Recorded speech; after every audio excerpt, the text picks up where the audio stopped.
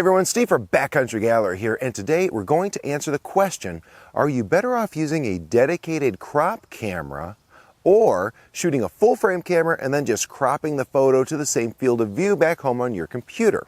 I see this come up from time to time on internet forums as well as in my email and the comments sections of the various posts I make. It seems divided into two camps. The first believes that the crop camera will be the better choice. The second group believes that the full frame is going to prevail even when cropped down to the same field of view as a DX or APS-C body. So who's right? Well, let's find out. Before we begin, I want to let you know how I perform these tests. All images were shot from a 3 Series Gitsu tripod, indoors, focused via live view with a cable release, mirror up with EFC, and using the same exposure settings. I took 4 shots each time, refocused between the shots, and picked the sharpest image of the group if there was any variation. The lens used was the very sharp Nikon 300PF. I've also posted all the test images at my site, and I'll put a link to them here in the video and in the video description over on YouTube. So here's the overall scene, so let's go ahead and take a look at the results. In this first test, I pitted the D5 against the D500. This is by far my favorite test because the two cameras have virtually identical resolution. The D5 image is then cropped to the same field of view as the D500 photo. Remember, this isn't a straight crop versus full frame comparison. We're trying to see if cropping a full frame camera is just as effective as using a dedicated APS-C or DX camera. In this first comparison, it's easy to see there's a lot more information getting captured by the D500 than the cropped D5 image. After all, we're looking at 21 megapixel versus 9 megapixel after the D5 is cropped. However, is there some magic in those full frame pixels that will still allow the D5 to prevail when we normalize the images? Let's try it. In this example, I've downsized the D500 file so it's the same 9 megapixel as the D5 file. As you can see, the D500 is still showing more detail than the full frame body even after downsampling, and the reason is simple. The D500 started out with a lot more information to begin with, so it retains more of that detail even at the same resolution as the cropped D5 image.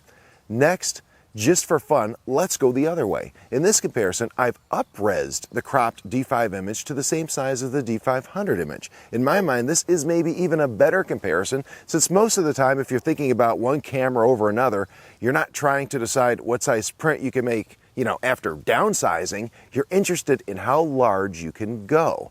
Once again, it's no contest. The D500 wins easily. So, if you have two cameras of approximately the same resolution, one crop and one full frame, you're better off using the crop camera rather than shooting the full frame camera in crop mode or cropping the image from the full frame camera on your computer to the same field of view as the DX or APS-C body. You're just going to keep and maintain more detail with the crop body. Of course, if you go to a higher resolution camera, things start to balance out a little bit better. Let's look at the same test with the D810 versus the D500. In this case, the DX cropped D810 has just shy of 16 megapixels versus the D500's 21, so it's a much closer race. Here's a couple of 100% crops without any resizing. As you can see, the cropped D810 does better than the cropped D5 did, but the D500 still has a distinct edge.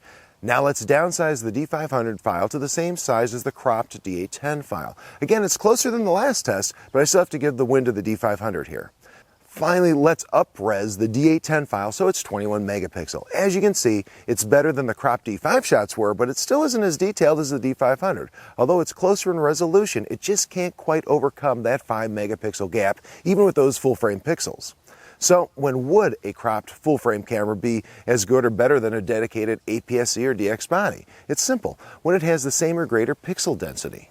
For example, in Nikon land, we currently don't have any full-frame bodies that are the same pixel density as the D500. However, if the D810 replacement turns out to have 48 megapixels or more, then you can expect it to equal or even beat the D500 when cropped to the DX area. For Canon shooters, the 5DSR is a fantastic example. That camera has basically the same pixel density as the 7D Mark II, so strictly from the standpoint of detail and information captured, cropping a 5DSR to 7D Mark II size will give you equivalent results. The difference is that the 7D Mark II has a far greater frame rate and a larger buffer, so you also have to balance performance with the amount of detail captured. ISO tests. Okay, I know what many of you are thinking. That's all well and good for lower ISOs, but what about higher ISOs where the full-frame cameras really have an advantage? Well, here's the thing. One of the reasons that a full-frame camera generally outperforms a crop camera is due to the larger imaging area. When you crop, it tends to remove the biggest advantage that the full-frame camera had over the crop body. For instance, let's take a look at our test scene again, only this time we'll shoot at ISO 6400. In this first test, we have the D500 against the cropped D810 with the D500 image downsampled to match the size. As you can see, the full-frame camera has nothing on the crop camera. Not only is the D810 noisier when it's cropped like this, it also does not have the same level of detail. So how about against the D5? Well, let's take a look.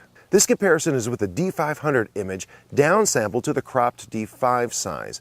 As you can see, the D5 actually seems slightly less noisy, although the noise is chunkier. However, just look at the difference in detail. Despite the higher ISO, it's not even close. The D500 just has way more information in the file and would definitely be my choice of the two.